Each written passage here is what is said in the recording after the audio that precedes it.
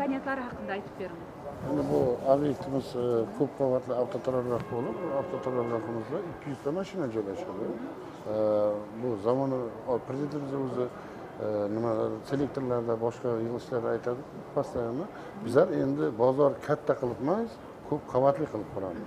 Mana avtoturargohga ham bu agar bir qavatli bo'lganda 40 ta mashina sig'adigan bo'lsa, bu yerda 200 ta mashina sig'adi.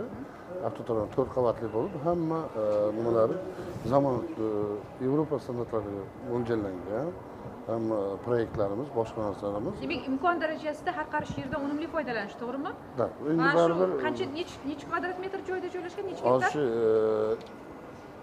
gektar? 2400 kvadrat bo'lsa bir qavati, общий 4 qavatdan iborat 10.000 kvadrat. Agar bu bir qavatdan joylashganda bundan hali 4 ta hissa bo'lishi kerak edi, to'g'rimi? Shunaqa edi. Demak, hamma transportlarni bir joyga yig'ish va shu bilan birgalikda mana shu yerdan unumli samarali foydalanish imkoniyati. Hamda mana avtoturargohlar quyoshda emas, soya, salqin joyda 24 soat nima qorovullangan, hammamizga javob beradigan holda kameralarni kuzatuvda turadi. Zamonaviy xizmat ko'rsatish yaratiladi. Shunga mo'ljallab, hokimiyat bilan shuning uchun mo'ljallab, shuni baholab, ko'rib chiqib, bo'lmasa boshqa magazin qilsa ham bo'lardi. Qarayapmiz, avtoturargoh qanaqa katta, shuning uchun avtoturargoh qurildi bu narsa. Va